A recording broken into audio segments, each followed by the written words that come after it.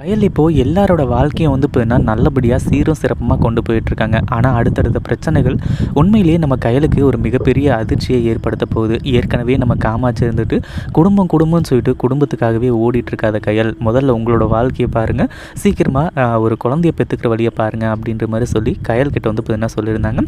அதே மாதிரி எழிலுக்கு வந்து பார்த்தீங்கன்னா சீக்கிரமாக ஒரு நல்ல முடிவு கொண்டு வருவேன், அதாவது இங்கே வந்து பார்த்தீங்கன்னா எச்ச இலையை எடுக்க வைக்கிறேன் அப்படி இப்படின்ற மாதிரி வந்து சொல்லி ரொம்பவே வருத்தப்பட்டது மட்டும் இல்லாமல் கடைசியாக என்னாச்சு அப்படின்னு பார்த்தீங்கன்னா எழிலுக்கு இந்த ஒரு பிஸ்னஸை சீக்கிரமாக ஆரம்பித்து கொடுப்பேன் அப்படின்னு சொல்லிட்டு அந்த ஒரு விஷயத்தில் இப்போ களமிறங்க போகிறாங்க. ஆனால் அதுக்கு நடுவில் வந்து பார்த்தீங்கன்னா கயலும் எழிலும் ஒரு முடிவு பண்ணுறாங்க. அதாவது எப்போவுமே நம்ம பிரியக்கூடாது அப்படின்னா, அதாவது சிவசங்கர் வந்து பார்த்தீங்கன்னா நம்மளை பிரிக்கக்கூடாது அப்படின்னா ஒன்று சேரணும் அப்படிங்கிற மாதிரி வந்து சொல்லி இந்த இடத்துல நம்ம சிவசங்கரையும் அதாவது நம்ம எழில் வந்து பார்த்தீங்கன்னா சொல்கிறாங்க. அதே மாதிரி கயலுக்கும் அதுதான் சரின்னு பட்டு 2 பேரும் வந்து பார்த்தீங்கன்னா ஒன்று சேர்ந்து ஒரு குழந்தைய பெற்றுக்கலாம் அப்படின்ற மாதிரி முடிவு பண்ணி 2 பேரும் ஒன்று சேர்றாங்க. இதை பற்றி நீங்கள் என்ன நினைக்கிறீங்க? அந்த வீடியோ பிடிச்சிருந்தா லைக் பண்ணுங்கள், ஷேர் பண்ணுங்கள். இப்போ தான் நம்ம சேனலுக்கு ஃபர்ஸ்ட் டைம் வரீங்க அப்படின்னா சப்ஸ்கிரைப் பண்ணிக்கோங்க.